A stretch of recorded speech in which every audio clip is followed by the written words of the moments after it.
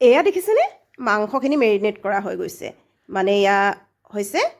ছাগলীৰ মাংস গতিকে সম্পূৰ্ণ মেৰিনেট কৰা হৈ গৈছে আৰু আনফালে এয়া এটা কেকৰো যোগাৰ কৰা হৈছে মানে আজি মোৰ সৰু ভণ্টিৰ বাৰ্থডে হঠাৎ মা আৰু ভণ্টি গুৱাহাটী আহিব লগা হ'ল আৰু যিহেতু সেইদিনাই বাৰ্থডে আছিল তাই গতিকে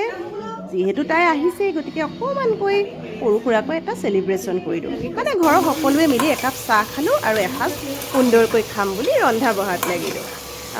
কামখিনি অৱশ্যে মই অকলে কৰা নাই দেই মা আৰু ভণ্টিয়ে সম্পূৰ্ণ সহযোগ কৰিছে এই মটন কাৰীখন ভণ্টিয়ে বনাইছে কুকাৰত তেল গৰম কৰি পিঁয়াজ নহৰু আদা সকলো দি মা মছলাৰ সৈতে সুন্দৰকৈ ভাজি আছে আৰু একেবাৰে ৰঙচুৱা হোৱালৈকে ইয়াতে ভাজি মেৰিনেট কৰি থোৱা মাংসখিনি ইয়াতে দি দিব